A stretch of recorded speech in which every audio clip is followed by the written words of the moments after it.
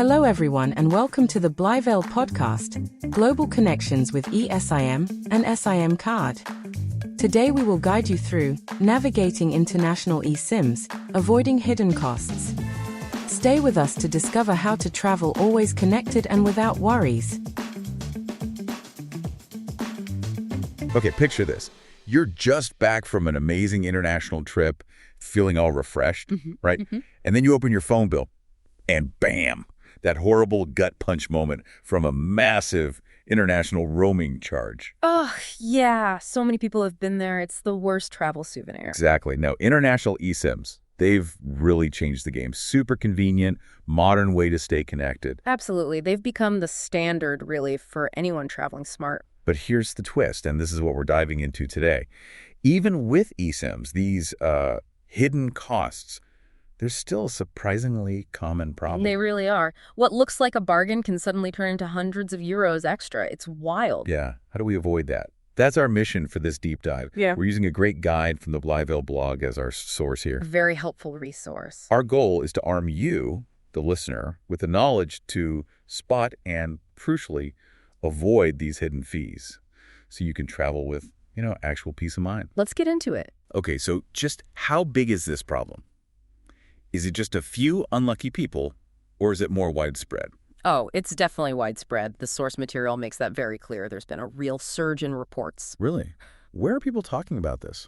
Social media, travel forums, you name it. They're full of stories. People thinking they bought a simple fixed price plan, only to get hit with bills for hundreds of euros more than expected. It's not just isolated incidents. Wow. So why? Why does this keep happening if eSIMs are meant to be simpler? Well, the guide points squarely at a lack of transparency from many providers. That's the core issue. Transparency, meaning they're not upfront about the details. Exactly. Terms, limitations, crucial stuff is often buried, tucked away in the small print. The dreaded small print. Right. So it looks like a straightforward deal, but these hidden clauses can inflate the cost massively. It's often less about you making a mistake and more about these, let's say, opaque practices. That makes sense. It feels deliberate sometimes, doesn't it? Yeah. Like you said, less user error, more provider strategy almost. It can certainly feel that way. So the guide breaks down these traps. Let's unpack them. What's the first one we should really watch out for? I think you mentioned undeclared speed limits. Yes, that's a big one. It often comes with plans advertised as unlimited data. Sounds great, right? Yeah, unlimited sounds unlimited. Which catches, after you use a certain amount of data, maybe it's 5 GB, maybe 10 GB, your connection speed can just plummet drastically. So it's technically still data, just unusable data. Pretty much. Imagine trying to use Google Maps in a new city or send an important message and it just crawls. The source says it renders the connection useless right when you probably need it most. Okay, that's sneaky. Unlimited, but not fast unlimited, and they don't shout about the limit. Got it. What's another hidden cost trap? Another major one the guide highlights is charges for exceeding thresholds. This is different from the speed limit thing. Here, some providers will just automatically start charging you extra the second you go over your agreed data allowance. Automatically, like without telling you first. Often, yes, without any notification.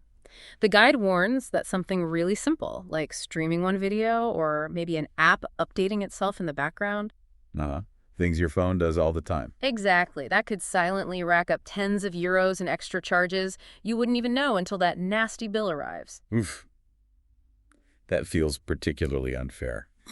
And I've definitely heard about unauthorized automatic renewals. The guide calls these insidious.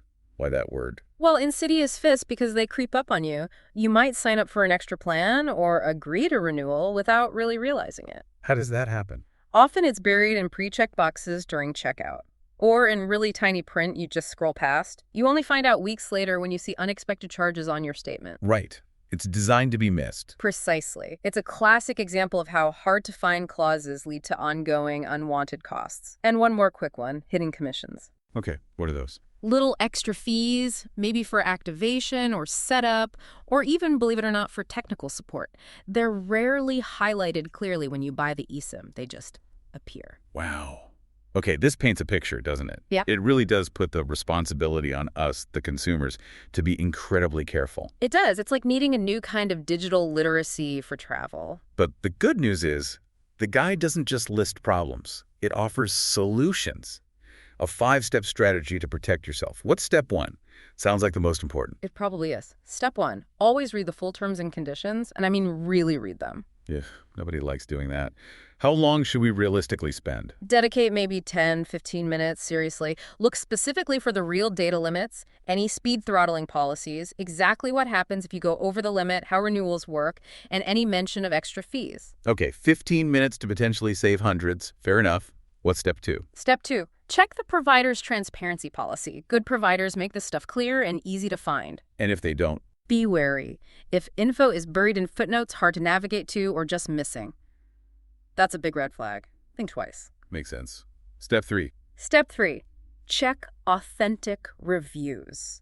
Don't just look at the star rating. Read what actual travelers are saying. What should we look for in reviews? Pay close attention to comments mentioning unexpected charges, billing problems, or difficulty getting issues resolved. That's gold dust, that kind of feedback. Right, real-world experiences.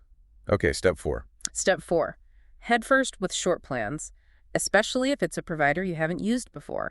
Like a trial run. Exactly. Test the service quality, check your first bill carefully, make sure there are no surprises before you commit to a longer, maybe more expensive plan. Smart. And the last step.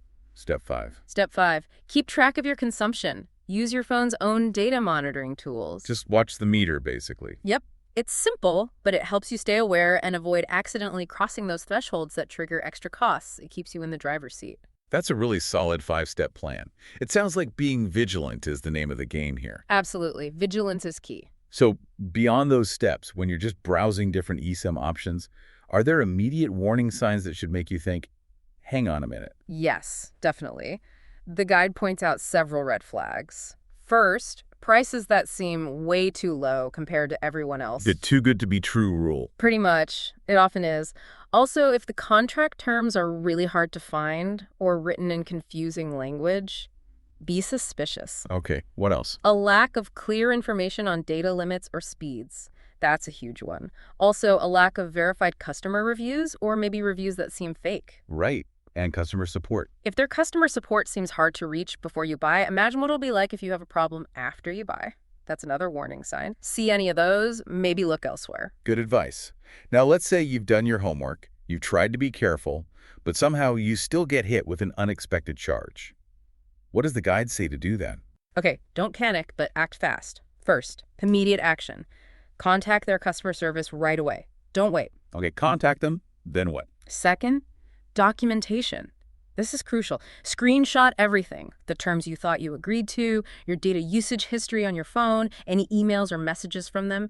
Evidence is key. Got it. Document everything. Third, request a refund.